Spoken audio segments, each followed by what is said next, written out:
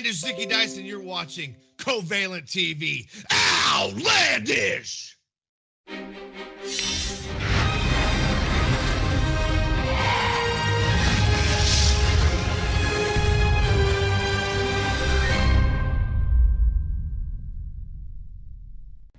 What's up, you guys? This is Ashley D'Amboise, La Creme de la Creme, and you are watching Covalent TV.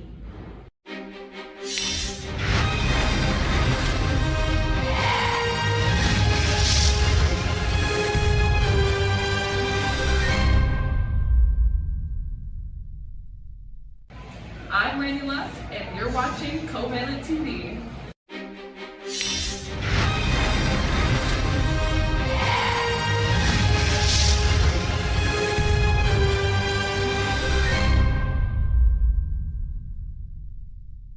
Good morning, Covalent TV. This is Marina Shafir, the problem, the one and only problem, the only problem that you will ever need.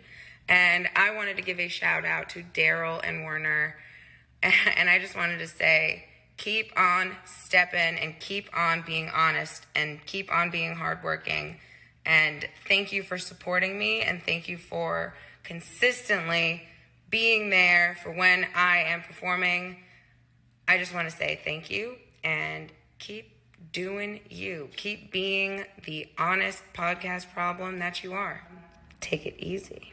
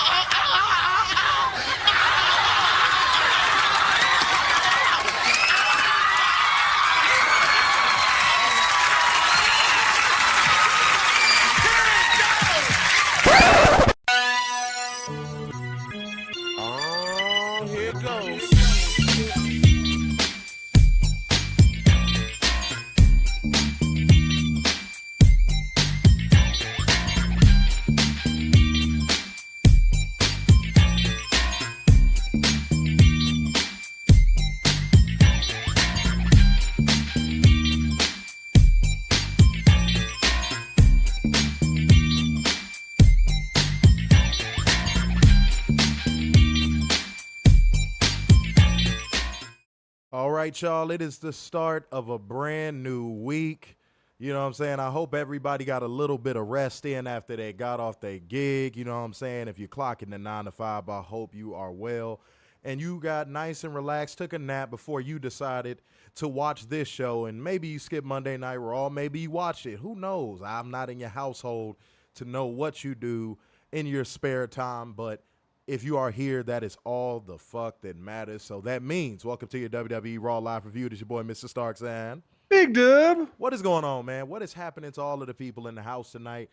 You know what I mean? Go ahead and be a part of that like gang, comment gang, share gang, and donation gang. Hit the Cash App, Streamlabs link, or Super Chats. Guys, we're not going to get surgical, but we definitely going to drop some ingredients in the pot tonight because I want the theme of tonight's show to be something that kind of means a little bit to me. You know, as I was watching this show tonight, all I could think, first and foremost, was about the passing of Sid Vicious, because I said, man, dude, Ready to Rumble is in my top 5 movies of all time. Like, that is one of my favorite movies ever, right? Mm-hmm. And I was just thinking about the scene when Sal Bandini want to wrestle and they're trying to capture him in the house. I was literally thinking about it just this morning. And then I saw the news roll in that he passed, and I said, you got to be kidding me. Because if you guys don't remember, Sid Vicious and Perry Saturn were in that scene. Yep. And when I saw the news come through, I said, what? Y'all, as y'all know, and, you know, if you've been watching the show and you know us a little bit, you know, I've lost a lot of people. Werner's lost a lot of people in his life close to him. And the reason why it really took me off guard was like, man, I remember my mom taking me to go see that movie, taking me to go to wrestling events where he was wrestling. That one hit really hard. Like, I don't know why it did, but I was just like, man, life is really short. And cancer, too.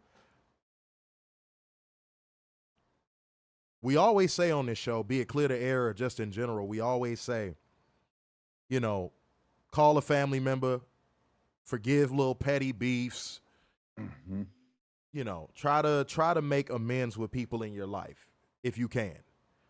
Because, man, you just never fucking know, man. But I just thought it was so strange that I was thinking about that movie and specifically that scene this morning, and I saw that news come across, and I said, what the hell?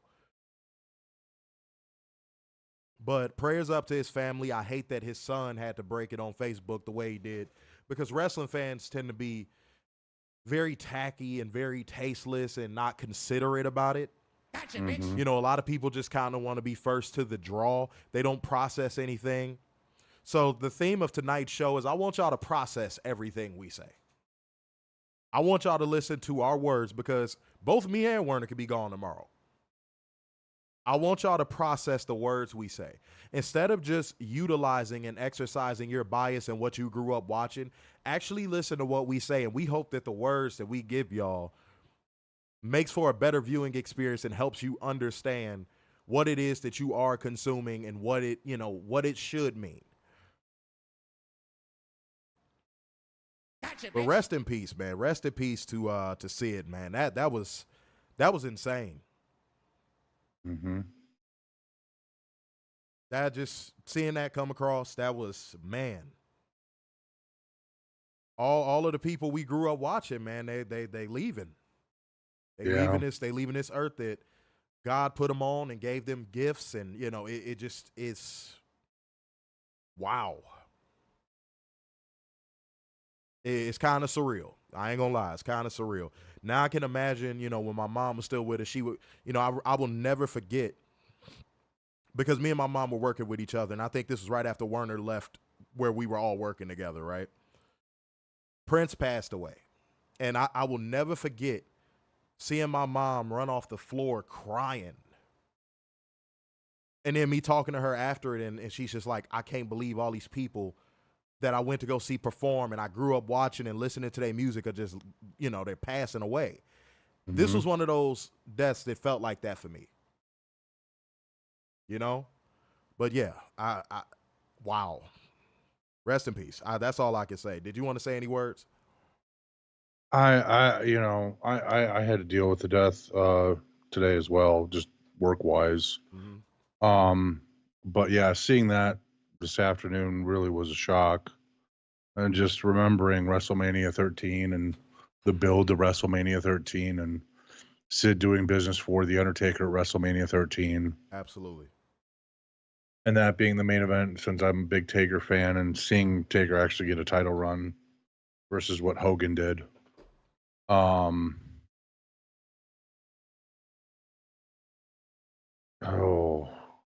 He always had an aura about him, you know, with what he did. When he was Psycho, you believed he had a screw loose. You know, when he was vicious, he showed it. I never got the Sid Justice one, but that's just me. Great worker.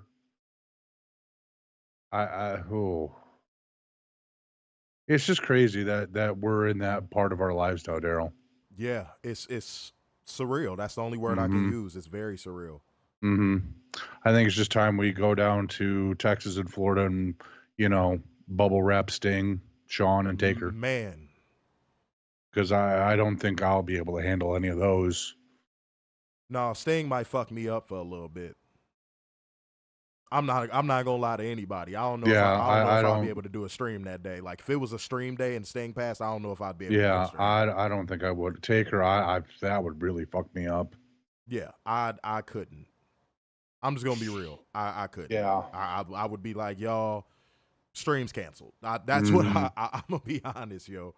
I can't do it. But yeah, guys, process everything. Process everything. That is something that I personally have been making an effort to do with everything that I've been doing on the outside world, you know, doing in the outside world, and just taking a moment to really breathe in the air of life.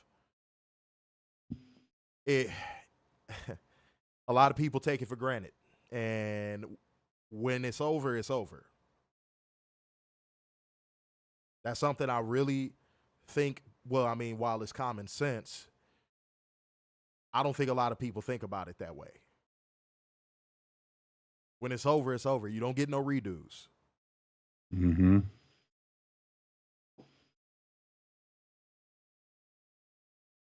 Yeah, man. Yeah.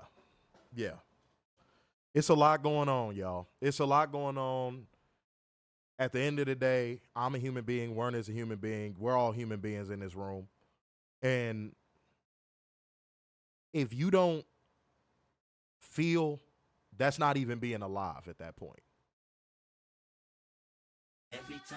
You know, people, let me cut the slur box off. Hold on 1 second, y'all. I'm sorry. Cut that off, just real quick. If you're not feeling anything, you definitely aren't living. And I remember when, funny enough, I remember when Eddie Guerrero passed and being really confused by it. I was bawling that night. I was like, I couldn't even get sad. Mm-hmm. I was confused. It was like, you mean to tell me this guy I've been watching on TV that's been entertaining me, that's been, you know, awesome, or as my mom used to say, a ball of awesome, he's just gone? Like, I'm just never going to see him wrestle again. Like, just like that, huh? Owen, same thing. I was like, that's it? I'm just never going to see him again. That's it. I was that way with Name Redacted before all the information came out. Like, you just, like, before all the information came out, you heard Chris Benoit dead. You're like, oh, shit. What the fuck happened? Yeah, you got to process stuff, man. That's the whole thing. Process everything, y'all. Now, I'm going to say something because we got to get back into the floor of the stream, ladies and gentlemen. There's no reason why there's 12 people in here, man, and we only got 1, 2, 3, 4, 5 comments in the comment section right now. Mm-hmm. I'm gonna give a new rule because Facebook don't really get comments like that no more anyway. It's mostly YouTube and Twitter. You know, we get the occasional comment on Facebook, but for the most part, everybody then kind of switched over to YouTube, and it's funny looking back at that in hindsight. We used to beg so many people to try to switch over to YouTube, but mission accomplished, I guess. Yeah. If you are in YouTube, you can spam emojis. Yep. I want you to know that. That helps us with our engagement rate.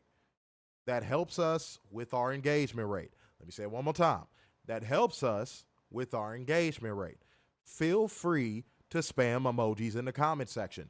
I will still see your comments. Don't worry, I ain't gonna give them no free clout. But I'm not that dickhead from New York.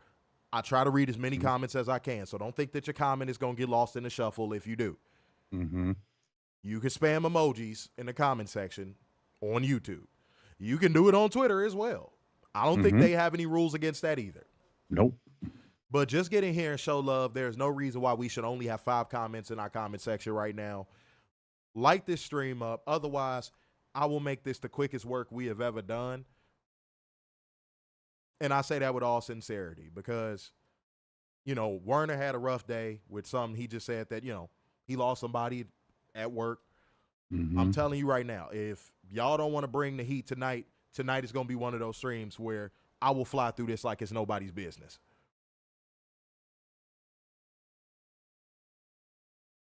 I'm serious. If we don't have at least 20 comments in the comment section within the next 15 minutes, I'm flying through Raw. Even if y'all do pick it up, I'm going to still fly through Raw. You got my word. And when I say spamming emojis, I don't mean the emoji button. I mean emojis in the comment section. I mean emojis in the comment section. Not the emoji button, emojis in the comment section. Because I saw the emoji button lighten up. No, emojis in the comment section, ladies and gentlemen. Shouldn't have to tell y'all this. Hate to put it that way, but I mean, shouldn't have to tell y'all this. Y'all know what we look for. But go ahead. I don't know if y'all think that's going to take the stream down. It's not. Not on YouTube, it's not. So fill the comment sections up with emojis. If you got something to say, you can put it in the comment section as well. But it is no excuses, guys. None. Okay? All right. Now, I would say I know we got a job to do, but I mean, shit, y'all got to do y'all's first. Okay? But we still going to do our part, ladies and gentlemen. That is going to bring you beautiful people the news, whole one special, accountable, and bring you facts, data, and statistics as we go, because we like to be truthful to our audience. And remember what I said, the theme of tonight's show is process, listen, actually open your ears and listen to what we're saying. Do not engage your bias, because the moment you engage your bias, you disengage intelligence. I'm just letting you know that right now. Mm-hmm. That's another little life lesson I learned. If you engage everything with bias, you disengage your intelligence. So let's not delay the people any further. You know what I'm saying? Let's just go ahead and get straight into 10 news. Tessa gave an interview playing victim. And Chelsea responded saying, "I don't wish self-harm or thoughts of suicide on anyone." Watch and that I word. hope she YouTube's algorithm is real tricky with that. Go ahead. And I hope she's found peace. However, a simple "I'm sorry" goes a long way. We haven't heard that yet. Accountability matters, and a redemption tour of interviews won't erase the actions of an egotistical bully. Cool. So I have two sides to this. What's going on with my voice? My voice was fine. I have two sides to that Tessa Blanchard, Chelsea Green thing. I have two sides.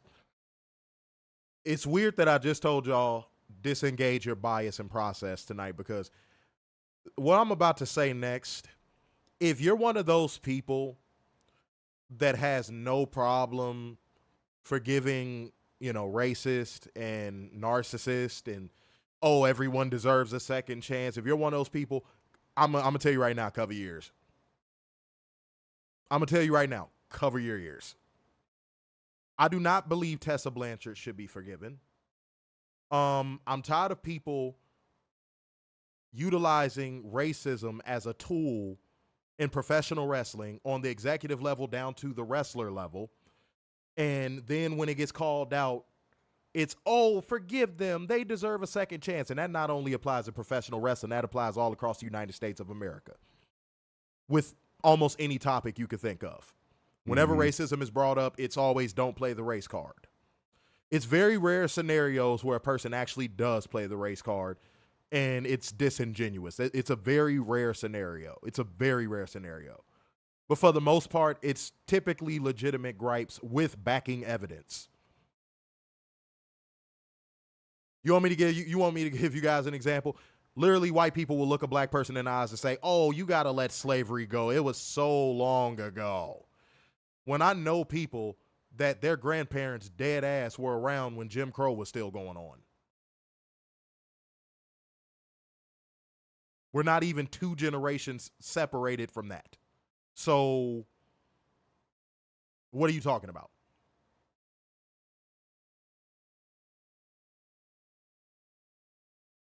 That's how I feel about the Tessa Blanchard side of it. I don't care if that girl apologized a million times over. Go fuck yourself. I am writing you off. And if we wrote racists off more and we wrote bullies off more, guess what? The world would probably be a better place.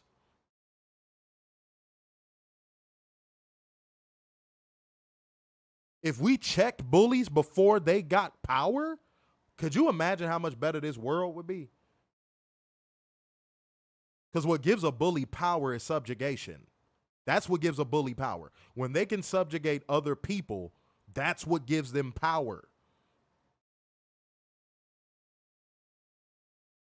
Read a lot of explanations on why serial killers did their killing. A lot of them literally say, "I just like the power it gave me." Don't believe me? Go do your research. Again, when you study in psychology, this is stuff you have to learn. Narcissists get off on subjugation. Sociopaths get off on subjugation. And to me, Tessa Blanchard, she doesn't fall under, in my opinion, she doesn't fall under the sociopath category. She falls more under the narcissistic umbrella. She's like an omega level narcissist, basically. Narcissists are only capable of viewing the world through their lens. And if you pay attention to a lot of Tessa Blanchard's quotes, she's talking through her own lens. Now, I'm going to speak on the Chelsea Green side. Now, this part is going to be very short, sweet, and to the goddamn point. Chelsea, you seem like a good enough person in real life. I've heard a lot of ladies in wrestling that I know personally speak positively of you and say that you've paid for their gear, you've looked after them, you've given them rides to their next date. So I've heard good things about your character. I can't take that away from you. Sometimes you're a little too sensitive. But that ain't even what I wanted to point out. That ain't even what I wanted to take the toothpick and pop the balloon with. That's not even it. Chelsea, beloved, you literally work for WWE. What moral high ground do you get to stand on when you're working in a company that is being actively investigated by the federal government? You need to go from saying the quiet part loud to the loud part quiet, beloved. Real quick. You work for a company that is being federally investigated for SA allegations. Possibly even trafficking allegations. Ain't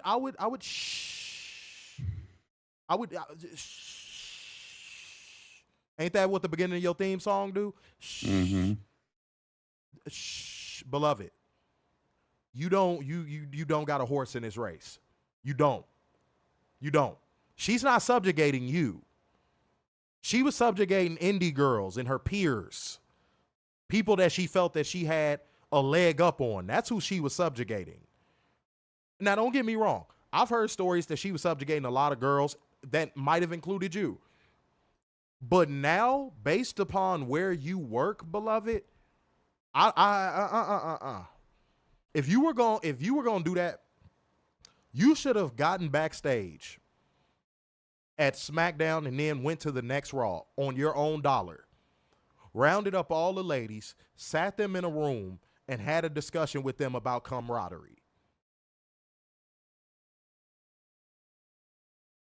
If you're that invested, and I saw her say, "I love us." Okay, if you do, host a seminar. Get all these ladies in one room on your dime, because that's what people who make change in this world actually do. They galvanize and they fortify. So that way people like Tessa Blanchard will never come back into pro wrestling ever again. But the reason why Tessa Blanchard is still allowed to even wrestle in the industry is because no one galvanized and fortified and said, let's make sure we tell and, inform every promoter that if you hire her, you'll never be able to book any of us. So Chelsea, if you love us, and by us, I know you meant the girls in wrestling. If you love the girls in wrestling so much, why haven't you done that? You work for WWE. Could you imagine if you went to every promoter and sent emails to every promoter and said, these girls that I know are not going to work for your promotion if you book Tessa? The girl wouldn't have a job. So while you thought you used your platform for like this magnificent good, it actually came off a little bit self-serving considering the company you work for. So like I said, it was two sides to that coin. One of the rare scenarios where there actually was a gray area. Because we live in a society now where everybody thinks everything is a walking gray area, and it's not. Some things just are what they are and aren't what they aren't. And nobody should be shamed for saying what something actually is. And just because a person wants to feel like something, you get told, how dare you? Werner, we were raised on this old saying, if it walks like a duck, quacks like a duck, what is it? It's a duck.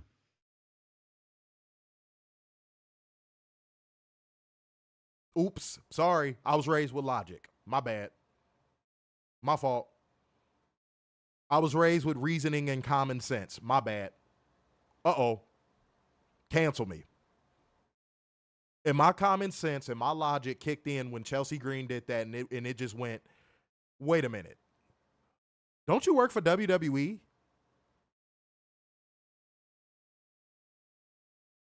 That's not giving Tessa a pass. Go back, rewind the stream, and listen to what I just said. That's definitely not giving Tessa a pass at all. But Chelsea, you could be using your platform to do something way bigger than just a tweet, beloved. Mm-hmm. Especially when it comes to such a touchy issue like that. Did you want to give any thoughts on that, man? Not only that, like, what's to say that's still not going on in WWE? And it's just being kept very, very quiet. Oh, you didn't know? Getting rid of Vince was the magic pill cure for everything wrong in Oh, WWE. is that what that is? You didn't know? Oh, man. Oh, I thought there would still be bad actors in there. You did. Oh, come on now. You had to know getting rid of Vince McMahon cured all. Oh, again, born with logic.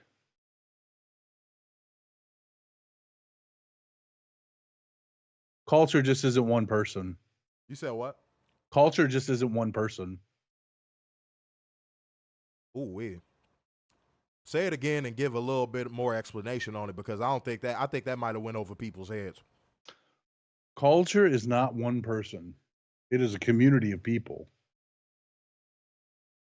Like music, that is a culture. Sports is a culture. Food can be a culture. Food can be a culture. Anything can be a culture. Wrestling is a culture. And there's a lot of people in WWE that have made a living off having a bad culture. And setting the absolute worst precedents for what wrestling should be. Yes. I.e., sports entertainment. Mm-hmm. Do y'all know that pro wrestling is still healing from that?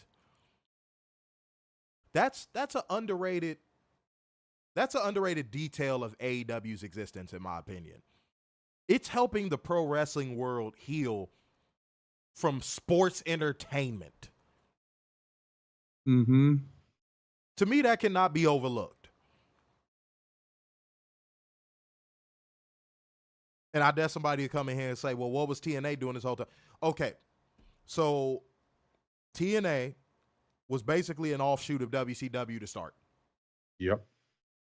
And then by the time they exited that era, they started doing sports entertainment too.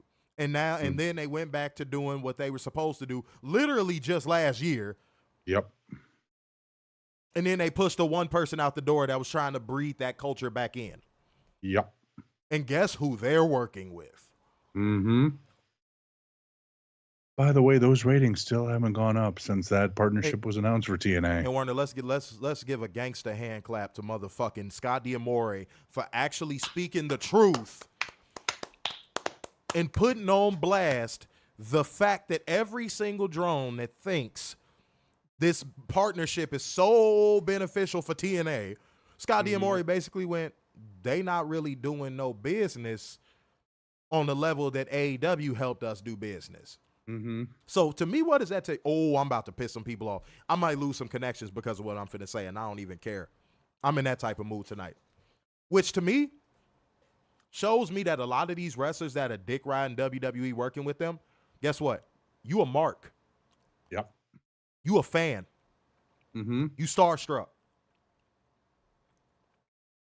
A lot of y'all really exposed y'all drone behavior. A lot of y'all did. A lot of y'all really pretended to love the sport, and then the moment WWE came along, y'all want to be sports entertainers. Mm-hmm. So much so to the point of where no one is standing up for Joe Hendry right now. No one. Nope. Do y'all know what I mean by that? This dude got this gimmick over in TNA. So much so to the point of where this shit was charting on iTunes, the song. Mm-hmm. And they're just allowing WWE to wring Joe Hendry's towel dry right in front of their faces. They're allowing the talent trade portion of it to be so lopsided to the point of where even WWE drones are looking at it kind of going, TNA is looking kind of rough on this side. Mm-hmm.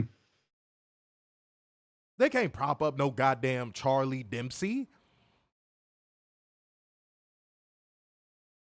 Drones was trying to prop up the Tatum Paxley thing, but I low-key saw them give up about halfway. As they should. I saw them give up about halfway. Imagine seeing somebody just running the track and then they just collapse halfway. They tried with the Tatum Paxley thing, but deep down inside, they know that this is lopsided and it's a really bad look for TNA. Mm-hmm. And I'm gonna say it again, just in case somebody wants to know if I still stand on it. TNA is gonna come out on the other side of this worse. Yep. Worse for wear, and rated. And Tony should remember that. Absolutely. And now you want to know something that feels like where there's smoke, there's fire. AEW wrestlers are working with Scott D'Amore's new promotion. Yep. Dude, that main event, Josh Alexander versus Takeshita, holy shit. Where there's smoke, there's fire. That's all I'm going to say. That's all I'm going to say. January 2025. Where there's smoke, there's fire. Remember that Hydra we talked about? Where we said, imagine if Tony can get Scott D'Amore and Shane McMahon on board? Remember what we said? Mm-hmm. I ain't gonna lie to none of y'all. That look like it's shaping up.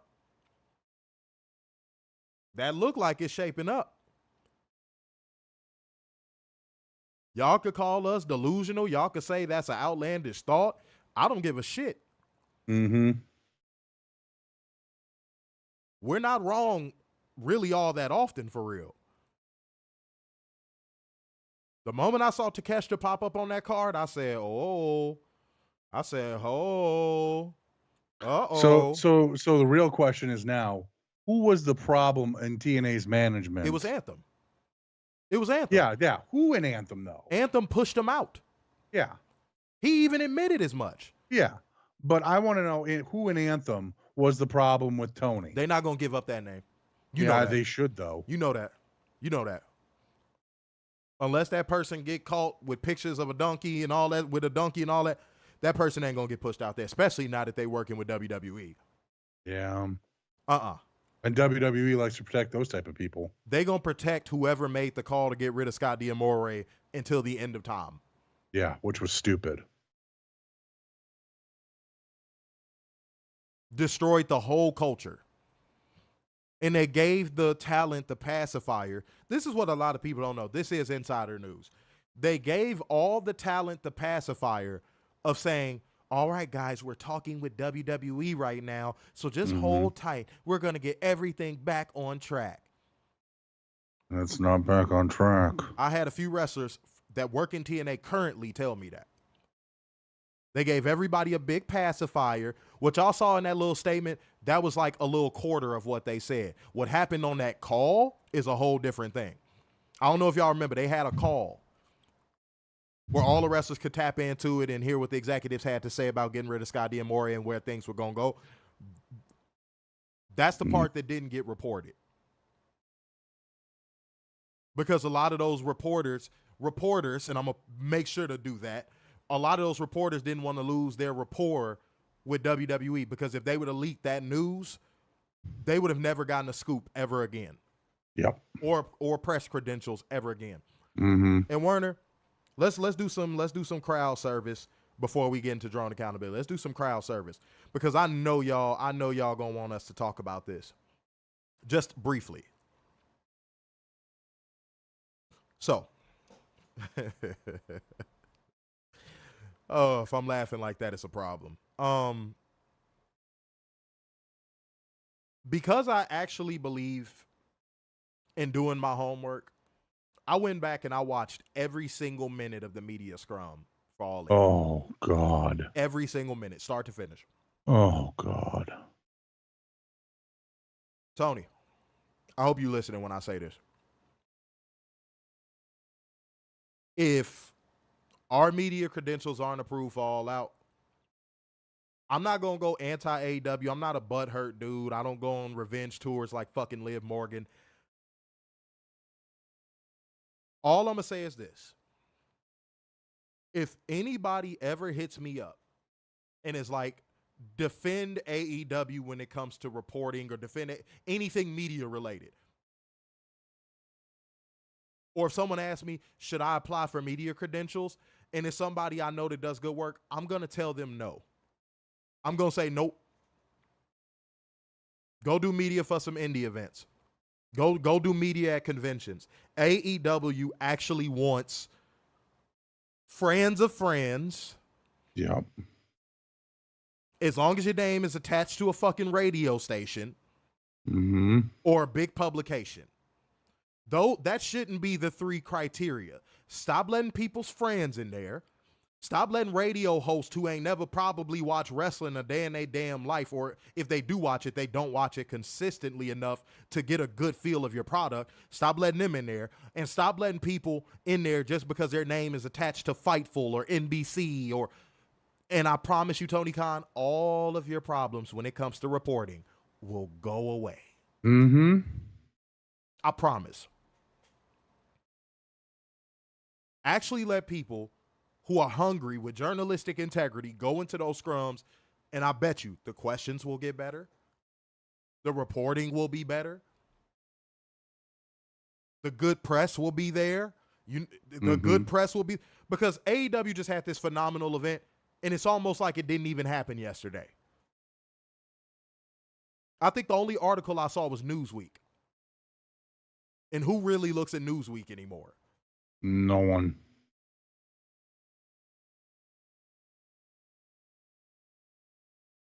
So I'm gonna tell any media person that I know that does good work, any journalist that I know that actually does good work, don't even bother.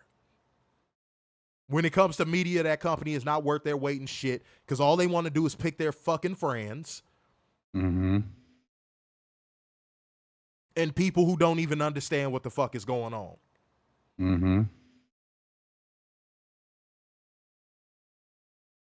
What I heard on that media scrum, oh my God.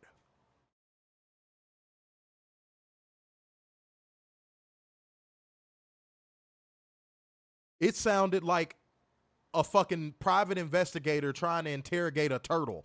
It was so bad. It was so bad. It was so bad. And everyone came off condescending. Everyone who asked a question came off condescending. Especially with Mercedes. And I told y'all a little secret when I did media for Dynasty. I gave y'all a little secret. I literally told y'all this. Pay attention. Listen, real close. I actually told y'all this. I said, I was sitting in that room the whole time, obviously. Nobody wanted to fucking ask a question. That's the shit y'all didn't see, because the cameras ain't facing us. That's the shit y'all didn't see. It was so many pauses between questions, so much so that Renee Paquette was like, does anyone want to ask questions? We literally have the CEO of the company here. Go back and watch it. Stop letting fans and people who don't know what this shit is about in these rooms, bro. Stop letting dirt sheets in these fucking rooms.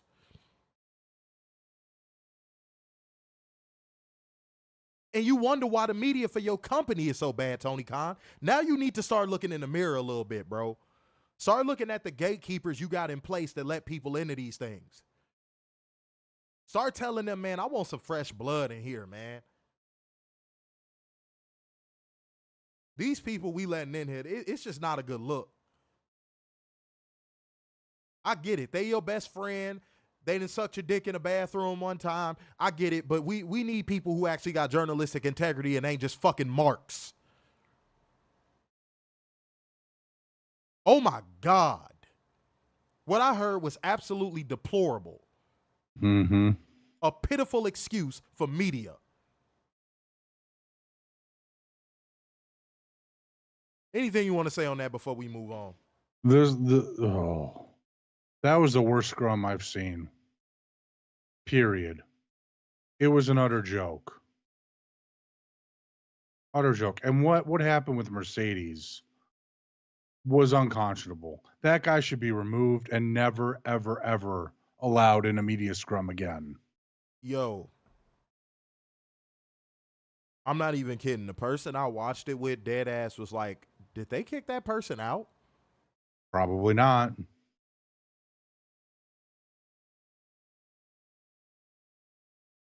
Okay. Speaking of pitiful excuses, ladies and gentlemen, we have reached the portion of the show where we have to talk about people that fall within the same lines of the people we just described. Guys, if y'all know what portion of the show is coming up, go ahead and drop that thing in the comment section. But even if you decide you are not going to, I'm going to tell you what's going on anyway. It's time for us to hold one special Dumbass! accountable. It is time for drone accountability. Let go. This is from Twitter. Twitter. Not wholesome. Okay. Yeah. This is from Elite Rockers. Oh, God. Fucking damn it. Oh, talk about scraping the bottom of the barrel. I know. Jesus. Busy day for me. Ooh.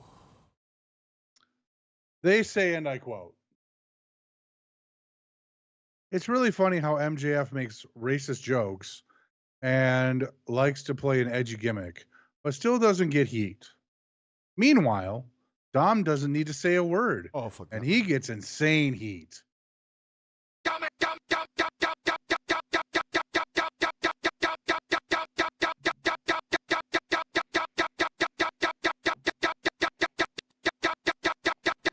That's why I don't use those. See, guys, that's why I don't use those. Like Elite Rockers, Jobber Nation. Y'all notice I don't use those anymore. You know why? Because it is so rooted and wrapped in bad faith that I feel like a disingenuous prick if I even read it. Just by reading it, I feel like a disingenuous prick. Because I'm like, they're not serious, bro.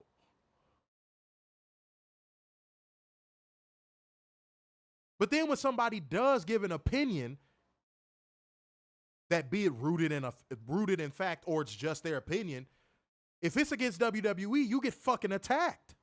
Mm-hmm. These people still commenting on that Jamie Hayter Becky Lynch post. I still don't give.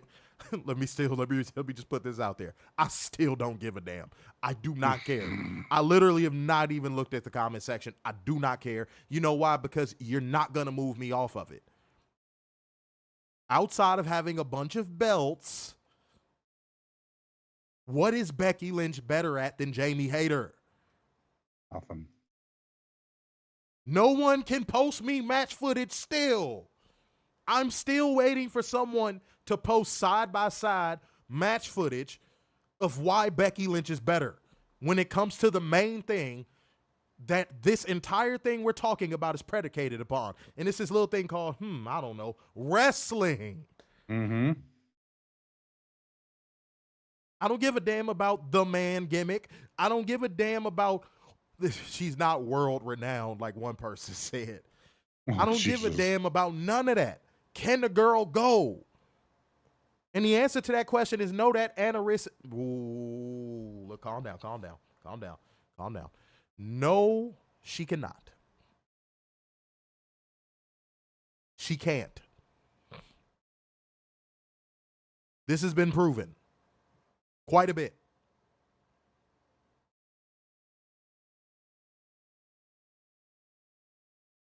So you could get mad and seethe and try to do gotcha moments all the fuck you want. You're not going to move me off of it. Jamie Hayter is a better wrestler than Becky Lynch. Mm-hmm. I'm sure if she got more mic time, she'd prove she's a better mic worker than Becky Lynch. Hell, if you gave Jamie Hayter the same amount of belts that fucking Becky Lynch has got, I'm sure she would have went further with it. So again, you're not going to move me off of it. Y'all could cry and cope and all that shit y'all. Stop. So what Werner just read, that's what that just gave me vibes of. Just disingenuous bad faith babble. You're saying stuff just to say stuff. But do those people get called out for engagement baiting? Nope. Those people get called out for being grifters? Nope. You know why? Because they're defending something in WWE. Mm-hmm. Boy, I put that Becky Lynch, Jamie Hayter thing. You're just saying this for engagement. Shut up. I'm like, no, I actually believe that. If I didn't, trust me, that post would have been deleted because I hate hearing grown men whine. But I said, hell no. Y'all not moving me off of this one. Hell no. Hell no. And if you want to move me off of it, present me with evidence. Present me with evidence that shows that Becky Lynch is a better wrestler than Jamie Hayter. That's who I'll have a debate with. Until then, you can whine all the fuck you want from your mama basement. I don't give a damn. I do not care. Oh my God, the whining. Hold on. Jesus. All right, guys. Said Becky Lynch should stay home. Jamie Hayter is actually attractive, unlike Becky Lynch. I ain't gonna lie. Facts. So I laugh hysterically at the one comment, she's a star. Stars don't go to AEW. Seriously? Oh, God. Somebody said that. That's pathetic. It is hot as shit. I'm sorry, y'all. It is hot. Just when we thought we escaped this hot-ass weather.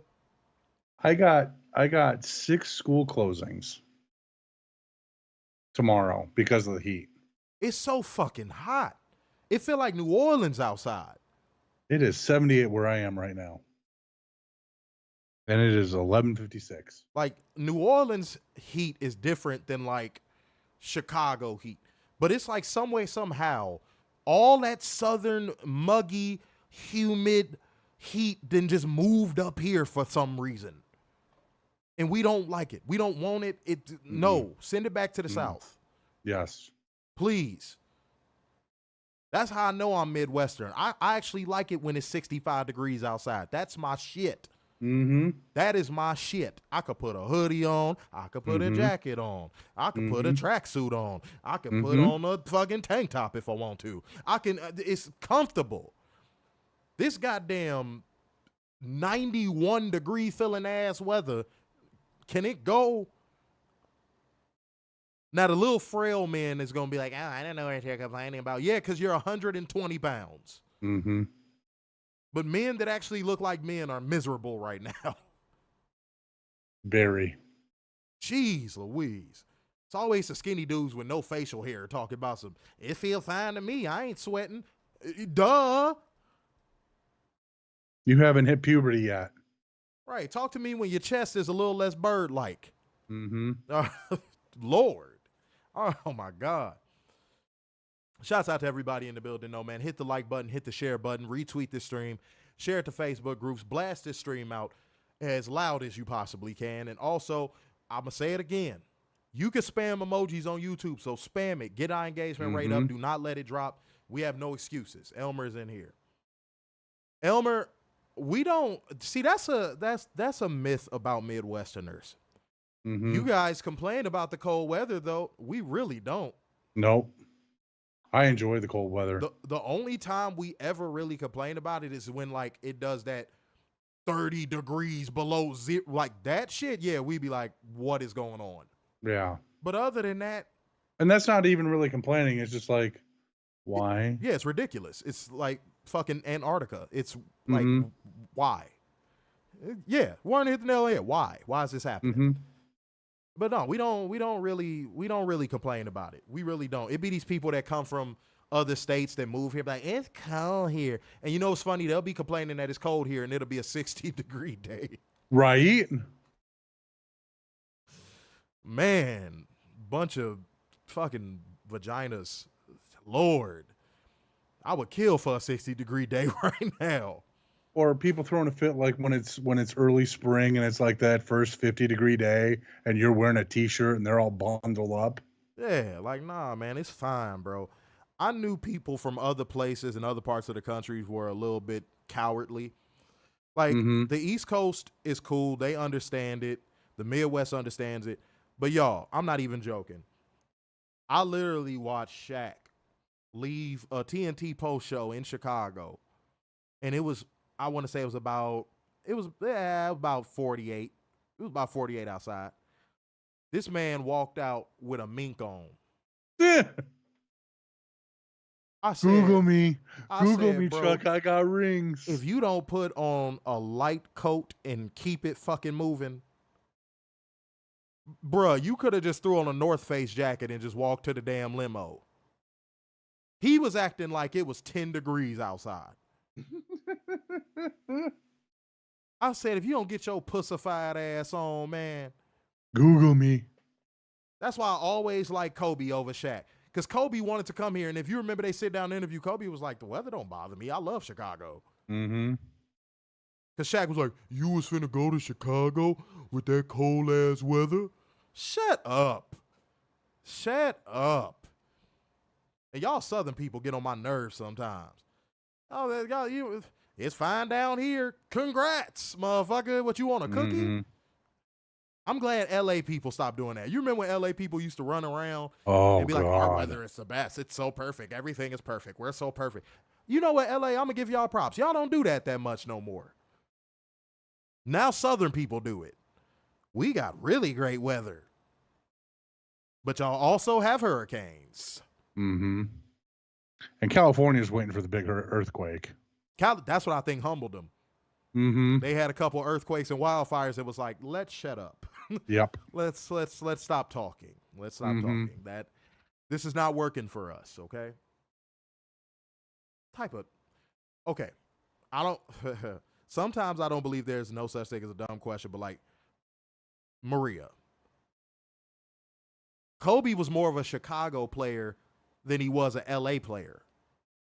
Mm-hmm. You have to be a certain type of person to play here. Like, you can't come here acting all Hollywood and all that shit. We'll knock that out of you real quick. You got to be gritty if you want to play here. You can't be all Hollywood and shit. Kobe was the epitome of a Chicago player. He would have been accepted here. Absolutely. Come on now. Mo said Southerners get 2 inches of snow, they have to shut down the whole state. Right. Facts. But they act like they so tough and they built so rugged. Like, come on now. Stop it. Y'all see a snowflake and turn into snowflakes. Facts. Be for real. Said when we have drizzle, everyone rides the brakes here. I know. I've seen it. I've been in it. Man, don't get me started, man. All right, it's time for me to hold one special. Dumbass! Accountable. All right, man. I ain't trying to crap on people from other places. It's just us in the Midwest, we just built different, bro. Mm-hmm. That's all I'm going to say. All right, y'all. This one is a doozy.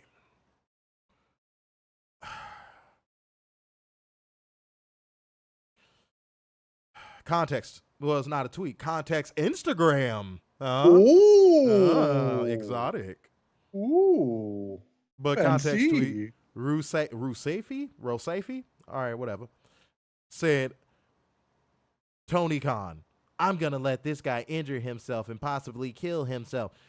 Damn, I didn't mean to say it. But Bryan Danielson. They're referring to Bryan Danielson. To which Ketri Afro, this isn't the drone accountability, still in context, said in response to that, WWE has had 3 career-ending injuries in the last 2 years, and AEW has had 0. Mm-hmm. To which screen name, oh my God, screen name Arway Bright 87. They always got the numbers in that damn screen name. Mm-hmm. Said this. Now compare the profits. Oh, Jesus. How long are y'all gonna count money that y'all ain't counting? How long are y'all gonna count money that y'all ain't counting?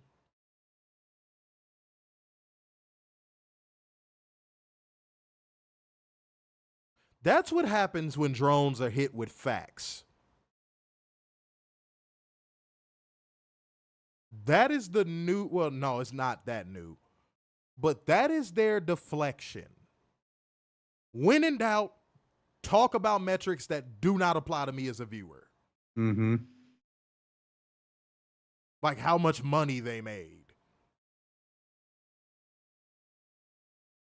Because they can't, and I told y'all, this was a little conspiracy theory I had, but every day that goes by, it seems to ring truer and truer. I think deep down inside, they know it's bad. I'm going to keep repeating it because I want y'all to pay attention to it. I think deep down inside, they know it's bad. And Catherine said that's exactly what I was going to say next. They know that that's all they have. Yeah. Touting attendance and money that they are not making. That's all they got. One person got real defensive when I brought up the Pure Fusion Collective on Twitter. One person got super defensive. Oh, shut up and go to bed. Fuck you. Shut the fuck. I'm like, whoa. Oh my God. Instead of just saying it's a bad, dumbass, stupid name, facts, you attack us? Mm-hmm. Because that's all they have is sign language. It's embarrassing. It's a bad look, y'all. It's a bad look. If y'all got a pocket watch and go to sign language, y'all know it's bad. Y'all know it's bad then. Y'all just refuse to admit it's bad. Because then that would mean everything that you grew up watching will feel like a lie to you. Mm-hmm. We grew up watching it, but guess what? Criticizing this product doesn't mean that our childhoods were a lie. It just means that we know how to hold something accountable.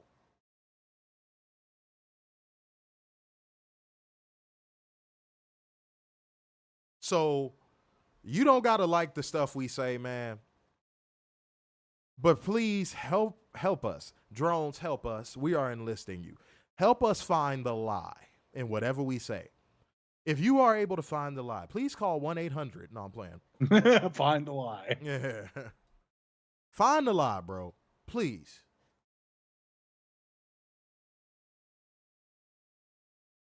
Oh, and most importantly, go find the lie without going to outliers. Drones love outliers too. Like literally the one time WWE will get something right, they hold on to it for years. You see how butthurt they got over Bryan Danielson saying that was the biggest moment in his career at All In. Mm-hmm. What do you mean? Don't you remember WrestleMania 30? That's the biggest thing.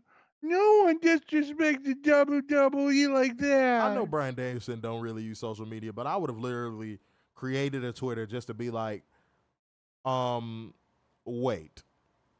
So I have no right to say what is the greatest moment of my career now? Yeah, right. Really? So I cannot say what I perceive as the biggest moment of my career. I'm not allowed. Only fans are. I'm not even going to address that because that was again bad faith. Bad faith projecting. They were just projecting. They were jealous. They were jealous. They were so mad that they actually enjoyed that. You know, they were hate watching and they were like, oh, this is so good, but 30 was better. Mm-hmm. Oh, God, man. Y'all fucking up our chat rate again, man. What did I tell y'all, man? I wonder if they're saying that because it was Swerve. I don't give a shit, man. They're embarrassing. No, I know they are. They are embarrassing as a unit. But yeah, get these emojis in the comment section. Don't let our chat rate drop, y'all. Yeah. There's no reason why you can't be dropping emojis unless you motherfucking doing something around the house. Go ahead and spam the comment section with emojis. Mm-hmm. All right, let me see what we got here. Okay, cool. Let's get into Monday Night Raw, man. Let's get into Monday Night Raw. And that's the last time I'm saying it. That's the last time I'm saying it because we getting into Monday Night Raw. I'm not going to be stopping to say it every fucking time. Okay? Go home show for Bash in Berlin. Run away. Run away. Try it.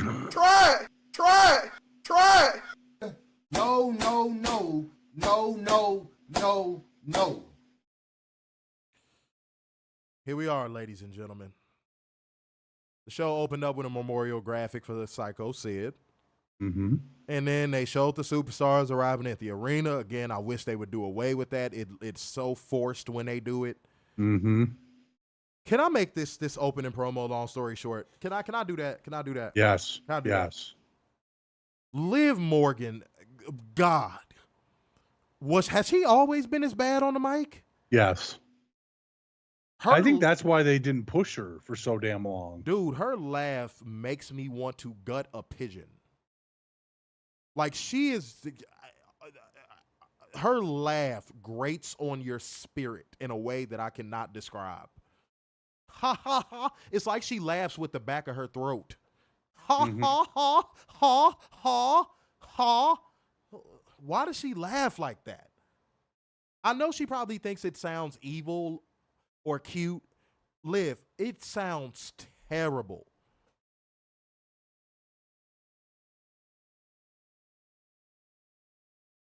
It sounds terrible. Her promo was god-awful. I can't even remember what she said. It was just so bad.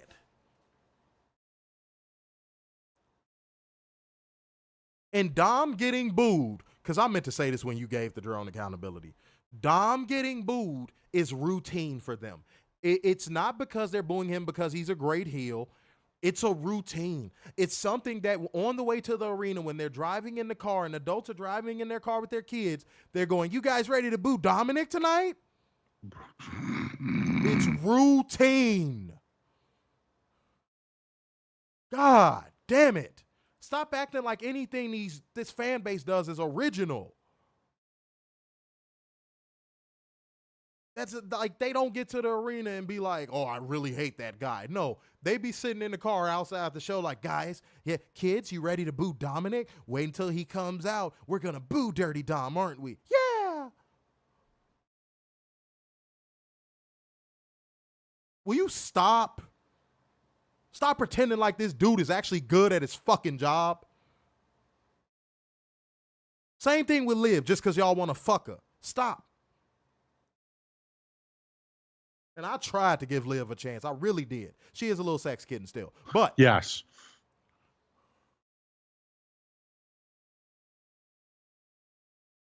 Lord, every time that girl laughs, I just, oh my God.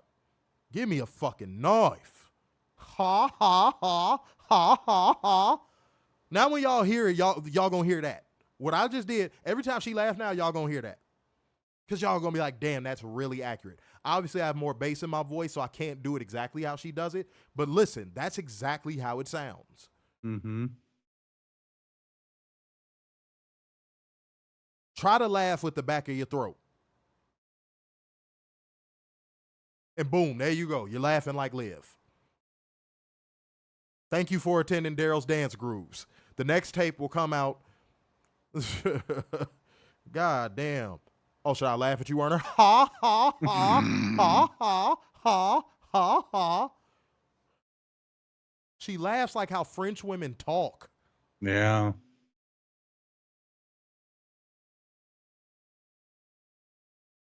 I'm a grown man. I don't view TikTok, so I wouldn't even know that they call her that on TikTok. Yeah, same. I know nothing of it. All right. Dom and Rey Mysterio yet again. Something about Dom's mustache. Rey Mysterio has the comedic timing of a fucking watermelon. Yep. Dom still sounds like a little biatch. Mm-hmm. JD still has a square head. Finn Balor is literally just a cardboard cutout of himself at this rate. He does nothing. Rey Mysterio fucking attacked him. It was a brawl. Okay, cool. Now it's Judgment Day going against LWO. The only cool thing about this matchup was the 4-way suicide dive. That was pretty cool. Credit where credit is due. The way that looked on camera, I like that a lot. That was really cool. Mm-hmm. That was super cool. But outside of that, nothing whatsoever in this match felt like it was worth a damn. Judgment Day won by a pinfall with La Casita from Dominic Mysterio on Rey Mysterio. So now Dominic Mysterio has 2 wins over Rey. Postmaster Terror Twins are there. I hate that name. So stupid. Rhea Ripley and AAR Priest. Rhea Ripley destroys Liv by throwing her into the post. And it really does not feel like it's a pay-per-view coming up this weekend. When was the last time it felt like a WWE pay-per-view was coming up? They are just dragging their feet on everything they do, bro. Yeah. It's embarrassing. And they get away with it. It's embarrassing to watch. Like, I was watching this segment, I'm like, okay, right, we got 2 weeks to the pay-per-view. This ain't the final little angle they're going to do. And then I remembered, I was like, wait, no, that's this weekend. Didn't this feel like a beginning of the feud angle? Yeah. I was sitting here, I'm like, oh, man, the show is like 2 weeks away. Then I saw the little graphic on the Tron. I was like, oh, my God, no. Because this just proves it's not going to end at Bash in Berlin. But Judgment Day saved Dom from AAR Priest. Miz is interviewed backstage for whatever God-given reason. He says tonight is the night he's going to right some wrongs to get back into the IC title picture, whatever. Bronson Reed rolls up. Auralist is all hell. Wide is all hell. No charisma. Nobody takes him seriously. He looks like the dude that works at a Best Buy that he also doubles as security because he's the biggest guy in the store. I cannot get into Bronson Reed. I cannot believe that guy has a pin on Okada. He's a joke. Yeah. And they're just setting him up to lose. And no one talks like this in real life. He says once he's done maiming Braun Strowman, he's coming back for the Miz. Who says that in a real conversation? No one.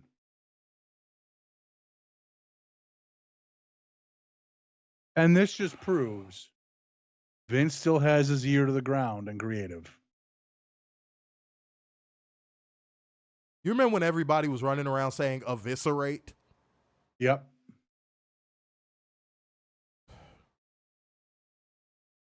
Rhea. I'm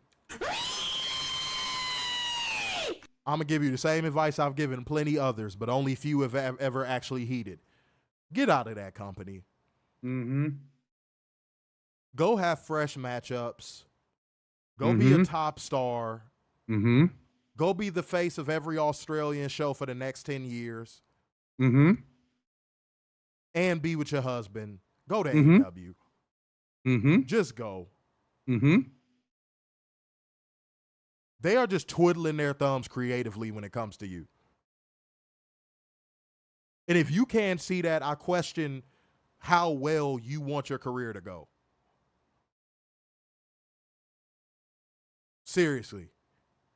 They are wasting your talent.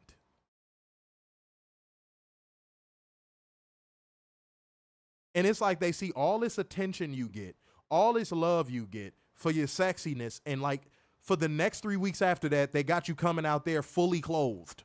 Like I'm talking about dressed like you are going to a picnic. Mm-hmm. They got you dressing like, I'm going to say it, might be controversial. I don't know how the algorithm feel about this, but I don't care. They got you dressing like a dyke.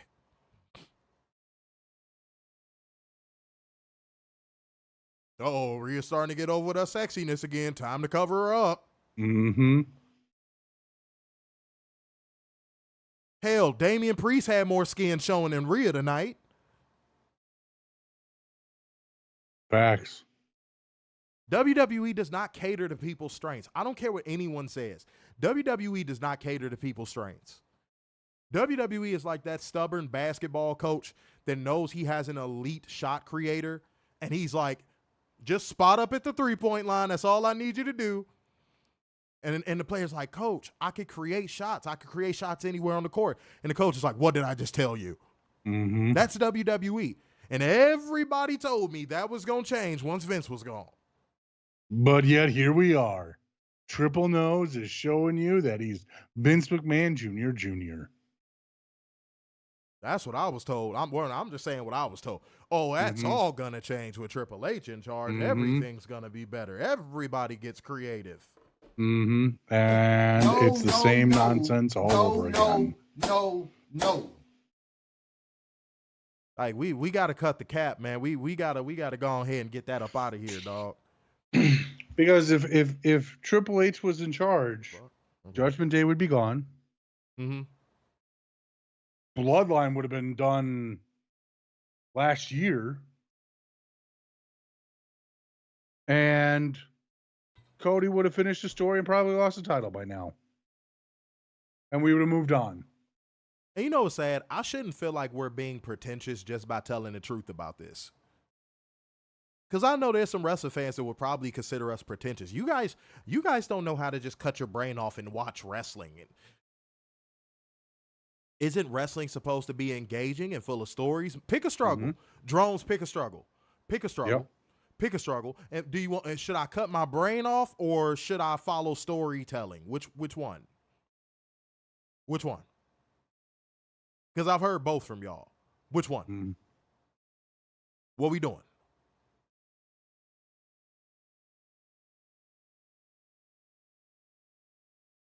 See, but y'all never come in here and say it because y'all so comfortable hiding on Twitter.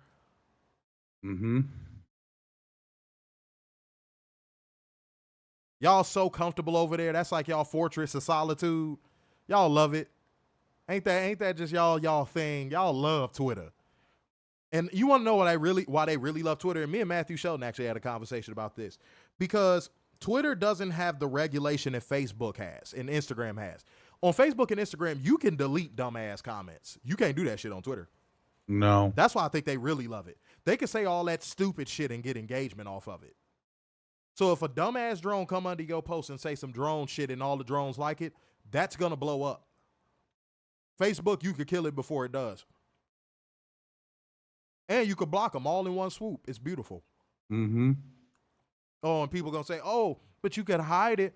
Yeah, and they put a big ass thing in the corner of your post showing that you hit it. So that don't do no good. Hey, Elon, if I hit it for a reason, homie. Just give people a delete button and watch all the droning stop on Twitter. In every facet of life. No, Facebook and Instagram got it. Well, I'm just talking about on Twitter. For every facet of life, not just wrestling. Then, because all these drones are broke, so they ain't going to go run and create a social platform to do it on that doesn't have a delete button. They just going to be mad. And they just going to be taking screenshots all the time. Yep. But the thing is like, guess what? You're going to have to do that screenshot. And if you try and post it under my post again, I could just delete it. So that's why I think that would probably be the best reason to create a delete button on those type of platforms, because you can regulate the bullshit. Make comment sections great again. Moving on. Damaged goods control make their interest to send us a break. It was good to see we want Kyrie trending, and I tweeted something about it. But the problem with that is this. WWE don't want Kyrie. Nope. Now, some people might go, you're wrong. You're wrong. You're wrong. What you're about to get to is going to show you're wrong. Because Damage Control will win by pinfall with the diving elbow from Kyrie Sane on Zoe Stark. And they won over the Pure Fusion Collective, where we serve sandwiches and sell leather purses. That's right. That is such a shitty name. That is such a shitty name. And the fact that I got attacked by a drone for calling that out for being such a shitty name. Because again, it's cool to talk as long as you ain't talking about WWE. Yeah. Oh, yeah. You'll be signal boosted if you talk bad about AEW. You know, that's something, it's funny. That's actually something I noticed. I don't know if that's, the algorithm or something else. Yeah, man, I'll post a positive AEW story, and man, that shit'll get no traction on Twitter. It'll get traction everywhere else. But then I'll post a pro WWE story. Oh my God. That engagement flies through the damn roof. Let's see what we got. All right. By the way, the New Day had a chat. Oh, God. The old Day. Xavier Woods is having issues with his tampon because Kofi tagged in Odyssey Jones to help them all win a match. I'm not making this up. Why did you help us win? You were supposed to tag me so we could lose. Oh, and by the way, guys, if y'all work with somebody like that, or you've ever played on a team with somebody like that, you know that is the worst kind of motherfucker to have in the trenches with you. Mm-hmm. A person that can't just be happy for the win. They wanted the spotlight more than they wanted the win. You can't build with people like that.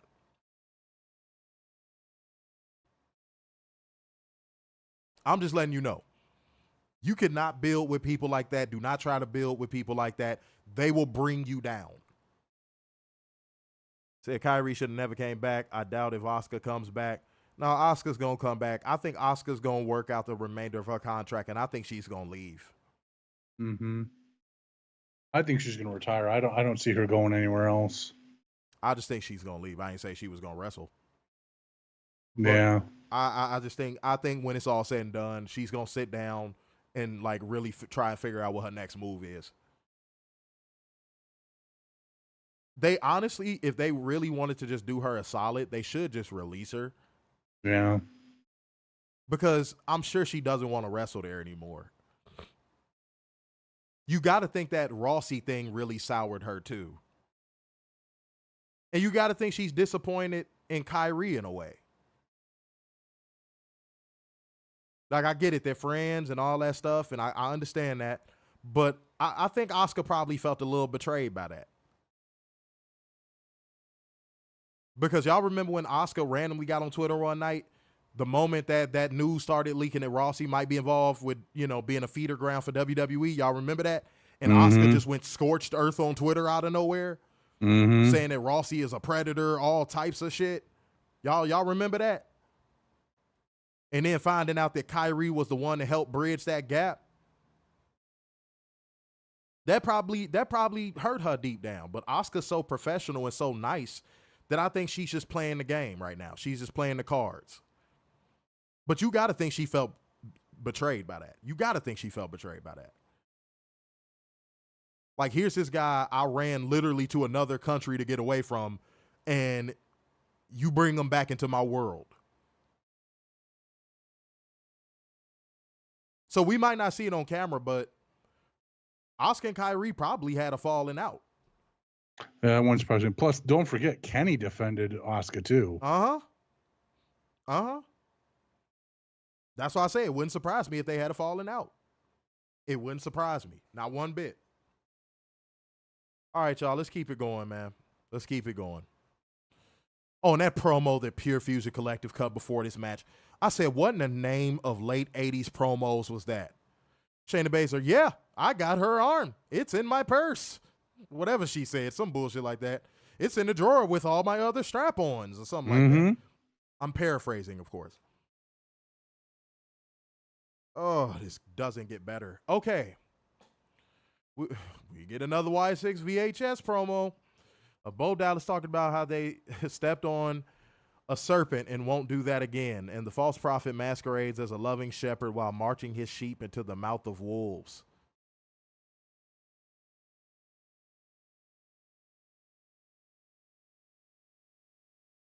Okay. They've given Chad Gable chance after chance. Oh, okay. Okay. People not going to like what we got to say about that main event. I'm just letting you know now. I'm giving a little warning ahead of time. You're not going to like what I got to say about that main event. I can see it now. Because there's people that still try to have faith in this product, and I know who you are. You're not going to show yourself because a lot of y'all be one way on Twitter and then come here and be a whole nother way. Yep. We both see it. Drew McIntyre makes his entrance and gets on the mic. I'm not even kidding, y'all. This is literally a repeat of the same thing we have seen since the beginning of this feud, damn near. Drew McIntyre cuts a long, drawn-out promo doing a work shoot on CM Punk. CM Punk attacks out of nowhere. Oh, my God. Bracelet Wars continues. Bracelet Gate is a thing. Storytelling. Warner, It's storytelling. Warner, It's cinema. shut the hell up. I'm telling you. No, Cinema. fuck no. They're so creatively bankrupt on this storyline, they don't even know where they're going with this next. It don't even seem like they knew what they wanted to do tonight. No. They don't know where to go with this anymore.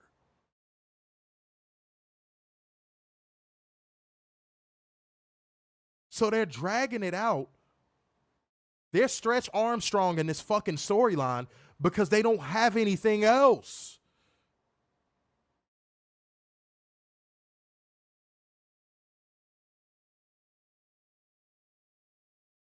Warner, outside of Seth Rollins and Drew McIntyre, who is CM Punk feuded with since being back in the WWE? No one.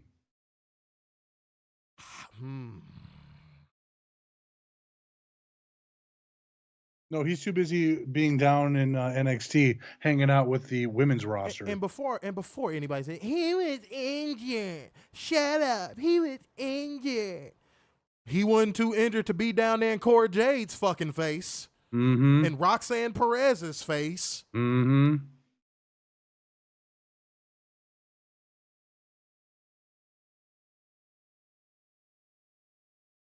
Punk give me Weinstein vibes, bro. Punk gives me casting couch vibes, bro. He really does. You really like being around them young girls, don't you, bro? Drake give me that same feeling too. Every time I see, I'm like, something about him. Mm-hmm.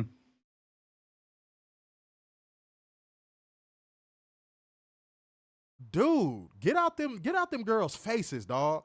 It seems like every time, like every other 3 weeks, I see you in a picture with like 3 NXT girls. You that creepy dude that sits outside the high school trying to live out your glory days in a muscle car that don't even start up. Literally, it's been parked out there since you left high school. You sit in that damn muscle car with your Letterman's jacket on, like fucking sitting there gawking down all the girls. Talking about your glory days. And then dressing it up as, oh, I just want to learn from Sean. Bullshit. CM Punk, when have you ever moved out of the way for somebody else? Never. Who do you think you fooling, bro? Who do you think you actually fooling, homie?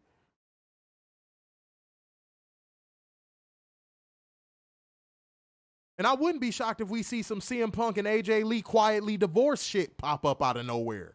Mm-hmm. That wouldn't surprise me at all. If that happened within the next year, it wouldn't surprise me at all. Dude's a creeper, bro. Mm-hmm. But pause on the next thing I'm finna say. CM Punk attacked him from behind with the strap. Pause. I paused it already. You can't pause it. It's already been paused. I think it needs a double. Nah, it was cool the way it was. All right. Oh, God. CM Punk whips security with the strap, pause, and throws him out of the ring. And Drew McIntyre escaped to 15 feet away. 15 feet away. This is supposed to be a blood feud, and he can't chase Drew McIntyre, and he's 15 feet away. Got imaginary walls back, and it's in force. Blood feud these nuts. Blood feud these damn nuts.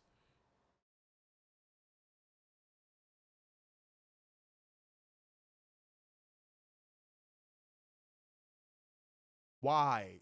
Oh, God, Mr. Mayhem, you got to let that fandom go, bro. Mm-hmm. This is not the CM Punk that you think he is. It's not, bro. This is not the voice of the voiceless. It's not. This ain't the Second City Saint. No, this is the selfish of the selfish.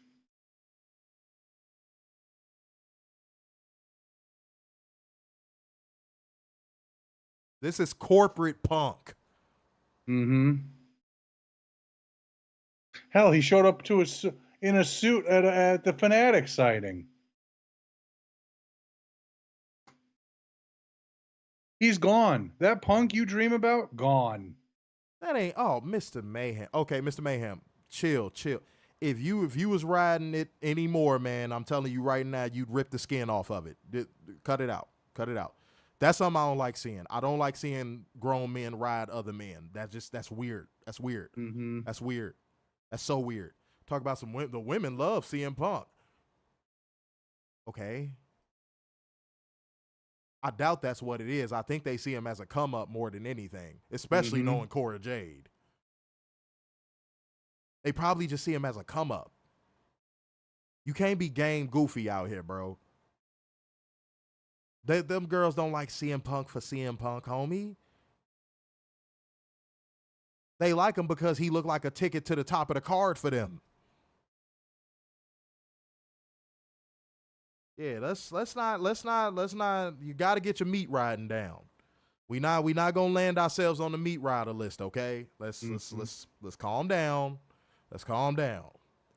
It was getting a little cringe. I'm not gonna lie to you. Mo said this pay-per-view is gonna be 3 hours absolute shit, and 2 hours and 20 minutes of that is gonna be not wrestling commercials. Yep. Enjoy. Yep. I'm actually gonna enjoy reviewing that. You know why? Because I'm gonna be able to get a lot of stuff done because I know it ain't gonna be a lot of wrestling. Mm-hmm. I'm gonna be able to get so much done. It's gonna be beautiful. You think they'll have an hour in between matches? Oh, Get a nap in? don't threaten them with a good time. You know? Oh man.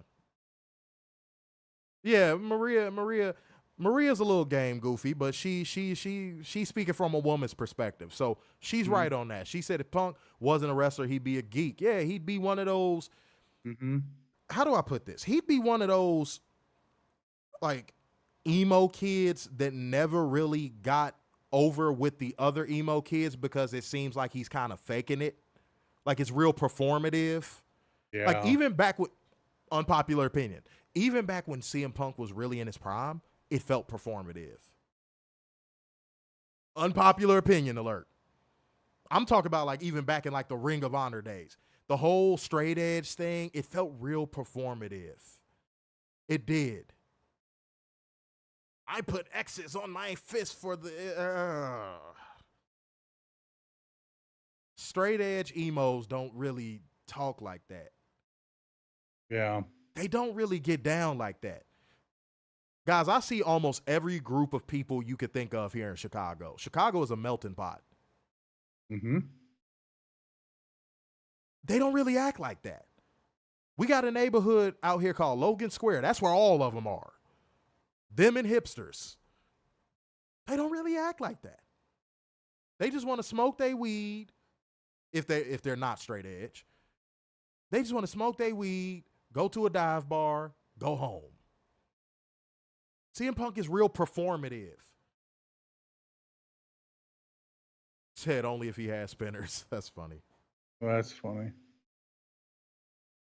Okay, so there you go. I'm glad you admit that. Yes, you see, I doubt CM Punk is straight edge behind closed doors. It was a time during his run before he left where I was looking at him and I was looking at him real heavy for some reason. I was like, that dude smokes cigarettes. Mm-hmm. It's like little stuff that you could tell and see with a cigarette smoker. Like he just, I don't believe that he don't smoke. I don't believe it. I don't believe it. I do not believe it.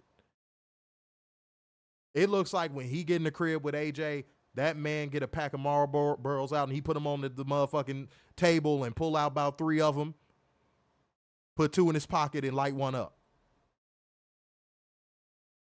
I don't believe he's this squeaky clean guy that he portrays himself to be. Moving on. Oh. Remember when I said process at the beginning of the show? I want y'all to hear this closely because there's no way none of y'all could even send through a donation that would make me go through this match. And speaking of which, man, hit the Cash App, hit the Streamlabs link, hit the Super Chats. Y'all be trying to play funny with us, and I don't appreciate that. Mm-mm. Telling y'all we got a goal coming up, and y'all just like, man, fuck y'all. Mm-hmm. All right, okay. And again, if it's fuck y'all, we won't read comments.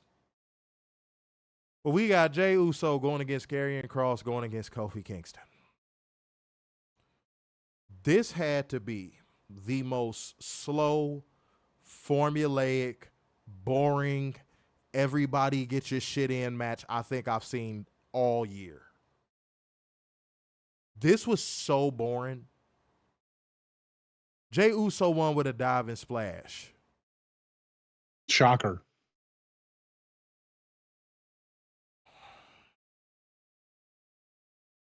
It's funny I start scratching my head because this is a head scratcher. So you telling me Triple H isn't afraid of fan reception, the people that actually pay money for tickets, but he's afraid of Rikishi's words? Yep. Mm-hmm. They are so scared of pissing off that goddamn Samoan family. I'm sorry, a Noai family. They so afraid of pissing them off. It's like they're the mob or something. Because that story leaked, what, this morning? Yep.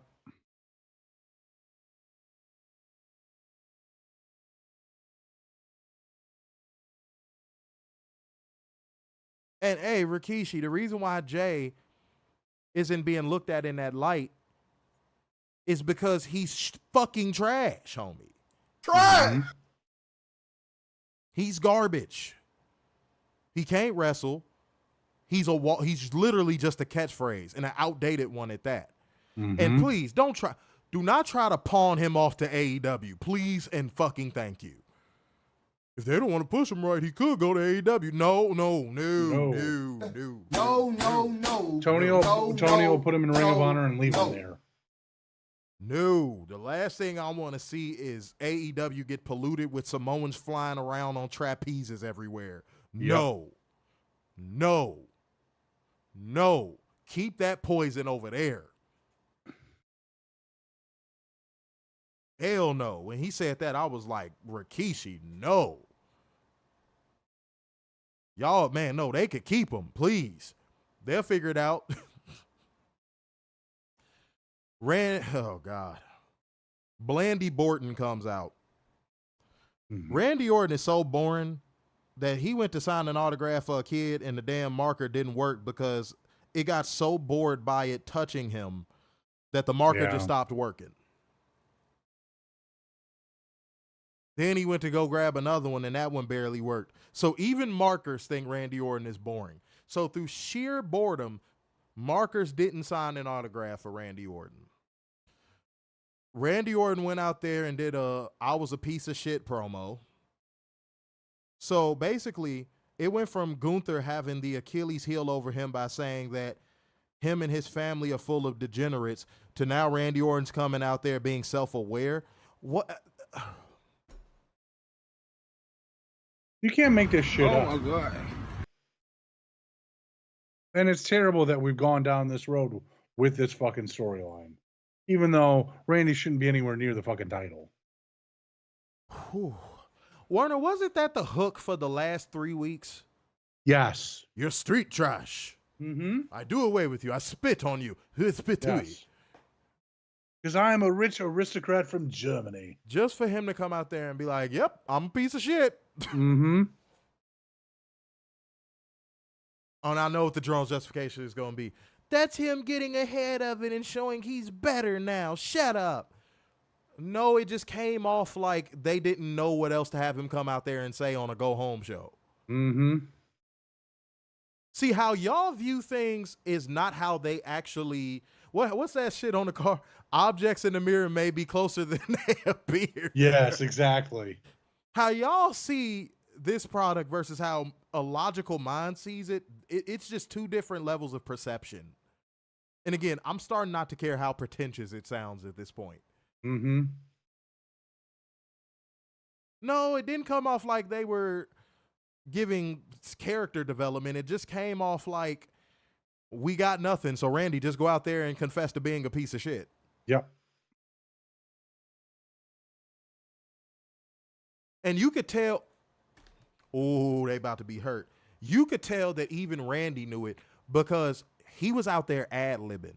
Go back and watch it. Yeah. He was nervous giggling. He nervous giggled about 2-3 times. Because he's not used to cutting promos by himself. He went out there. He nervously laughed 2 or 3 times throughout this entire promo because Triple H sent him out there. It was like, hey, we got nothing, but it's a go-home show. I'm going to give you 5 minutes. And Randy was like, what do you want me to say? And Triple H was like, I don't know. Whatever you want. And that's what we got.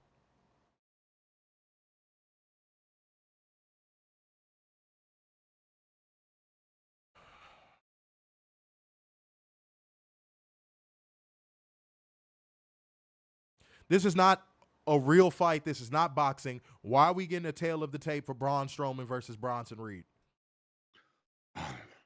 Braun Strowman makes his entrance to send us to break. Back for commercial, Unholy Union cut a promo about how they're not impressed with Bianca Belair and Jade Cargill, and they're going to keep tag titles. Yeah, sure thing.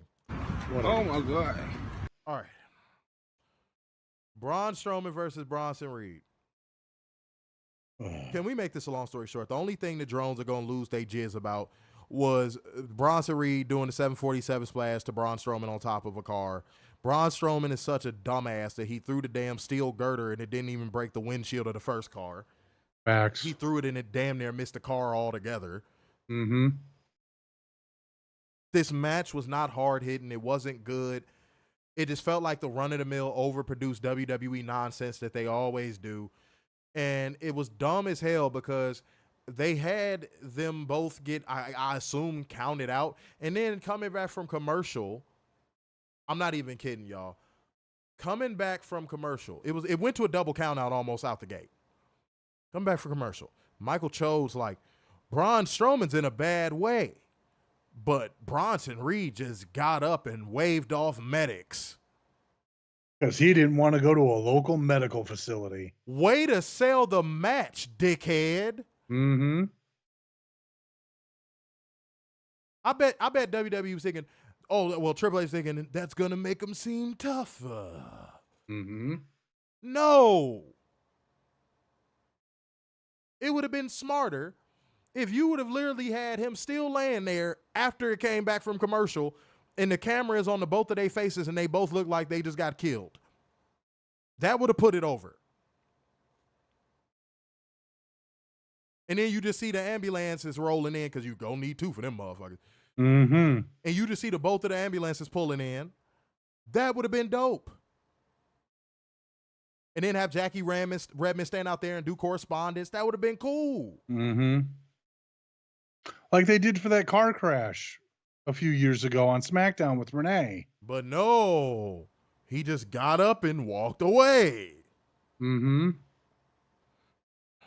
Reason. What was the reason? I had a reason. What was the reason? What was the reason? I just explained the reason. What was the reason, bitch? I don't need to explain myself to you. And what was the reason?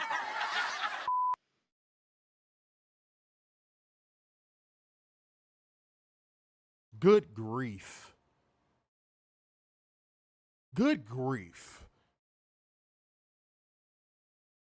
Can anybody find me somebody to love? No, I'm playing. But fucking, y'all, that's how I know this shit is killing my brain. I don't never say, it just kills my brain. What was the whole point of the match then?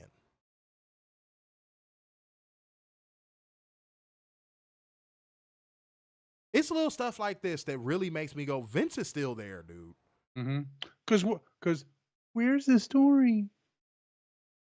There was no story with this match.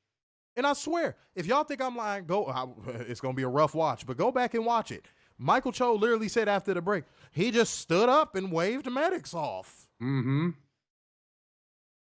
Way to sell the physicality of the match. Mm-hmm.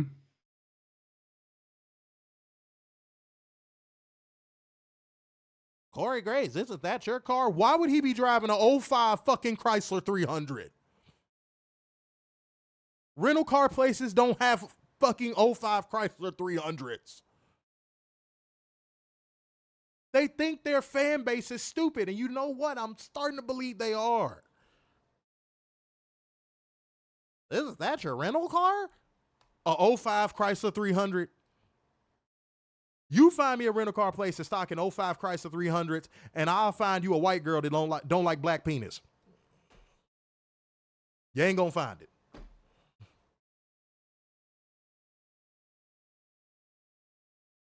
Be for real. What are we doing? Isn't that your rental car? Dude, you should be selling the physicality of the match on commentary, and you sitting there talking about Corey Graves' fake rental car. Mm-hmm. Michael Cho will forever be garbage on commentary.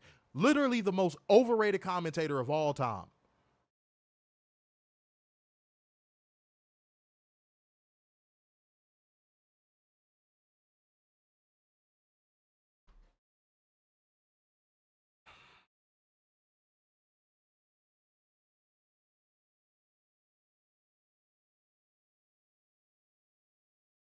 And then when they came back from break too, Bronson, I can't. Yo. This was I audibly laughed out loud, y'all. I'm not gonna lie.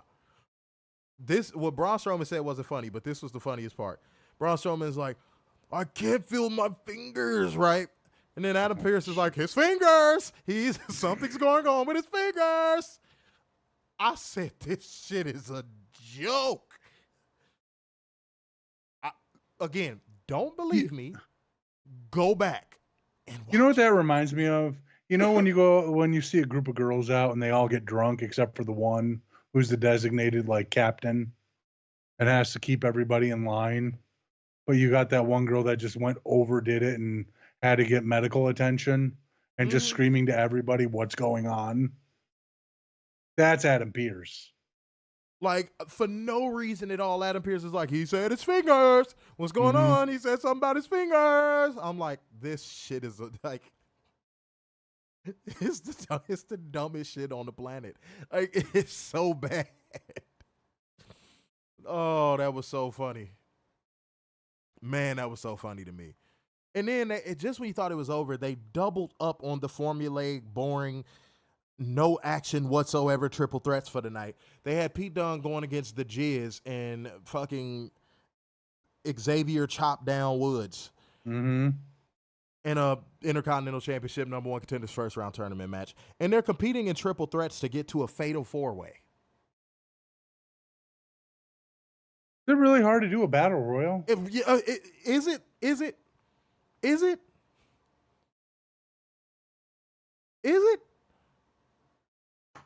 I guess for Hunter it is. And one step further, you could have booked it on Bash in Berlin. No. We can only have 5 matches. Nothing more, nothing less. Oh my 5 God. only. That's how you get the prestige of the title over if people are fighting for the right for it at a pay-per-view. Mm-hmm. But not anymore. It's the 3-hour Raw that gets the prestige. Oh boy. P. Dunne won with bitter end. The LeBron Breaker is interviewed backstage.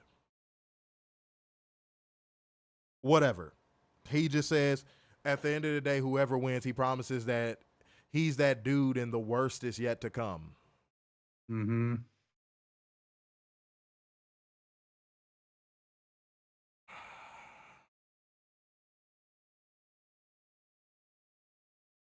American-made Ford trucks are working out backstage. Mm-hmm. And Chad Clark Gable cuts a promo on Uncle Howdy duty, calling him a coward in so many words and saying he's going to win. And we go to break. Back from commercial. In the most stay off of drugs, kids, commercial, music, AAR Priest and Rhea Ripley are cutting a promo answering the Judgment Day's promo and saying that they are the bad guys and they'll make the Judgment Day their victims.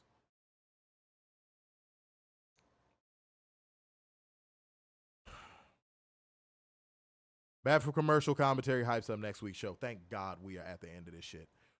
Thank God. Okay.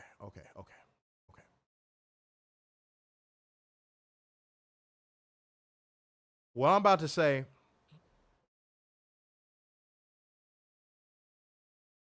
people ain't gonna like.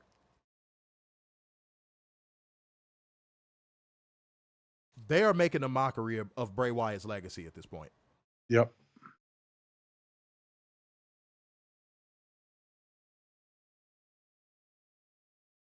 Oh, y'all wanted the answer? Okay, for sure. They have him go out there and face Chad Gable. Werner, in a right creative mind, what should this have been?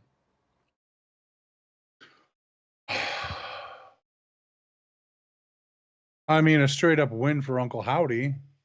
No. You know what? The old saying, you want your job done right, do it yourself. There is no reason in the creative gods of pro wrestling history why this should have been anything but a squash match. Yeah.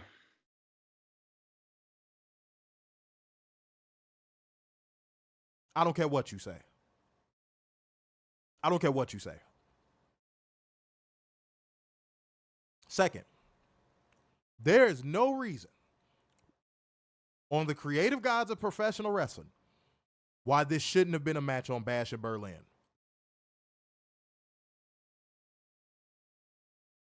You gave away Uncle Howdy's debut match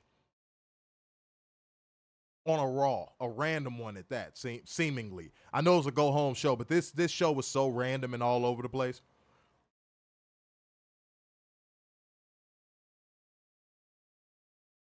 WWE is showing you what they think of Bray Wyatt's legacy. You know why? Because they're treating the Uncle Howdy character the same way they treated Bray Wyatt when he was an active wrestler. Oh, we think you're good. We think you're creative. We think this gimmick is great, but not great enough to have a prime position on a main card of a pay-per-view.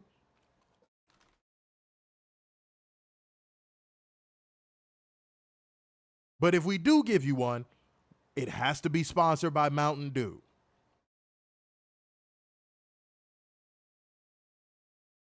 They are making a mockery of Bray Wyatt's legacy. This should have been a squash, no questions asked.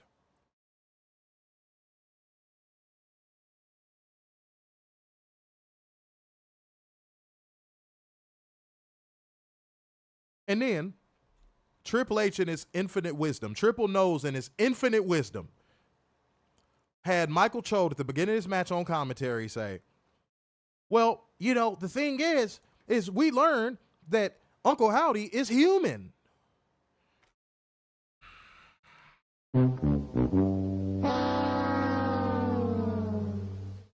Negative 10, negative 10, negative 10.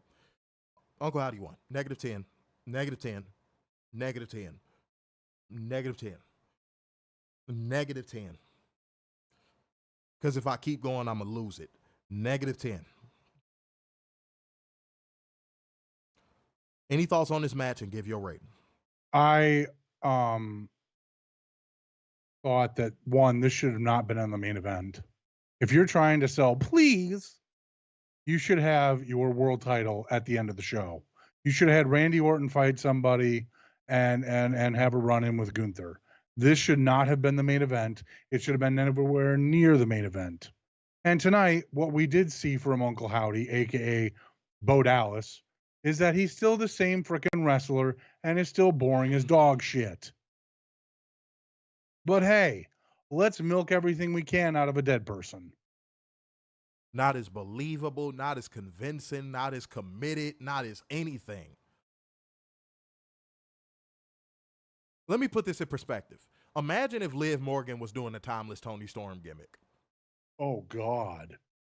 That's how this feels. Liv wouldn't have nearly half the... I don't even think she'd have a quarter of the commitment Tony has to that character. No. And if it's something WWE does not know how to do, boy, they do not know how to cut their losses, boy. And by the time they do it, it's too little too late. Like, nobody even cared if you did cut it or not. Like, Bray, may your spirit rest in peace. Mm-hmm. But I am so sorry that you have to see what they are doing to your legacy and your creations. Your brother, good guy. I'm sure he's a good guy. Mm-hmm.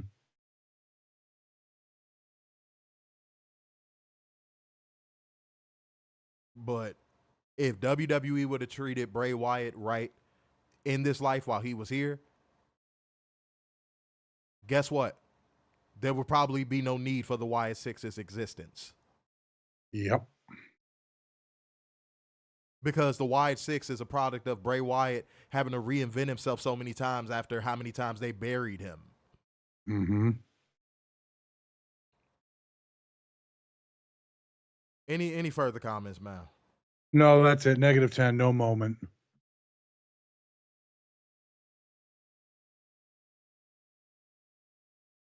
Clear air. Clear air.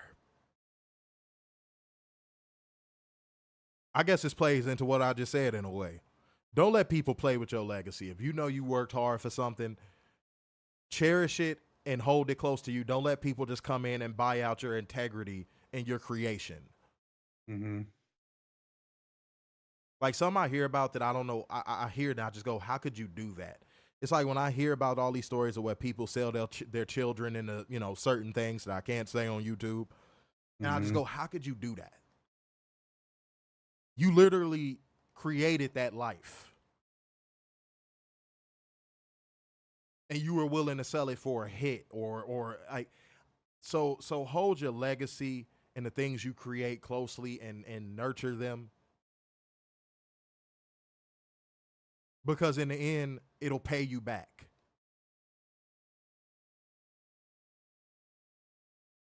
Pay it forward now to get it back later.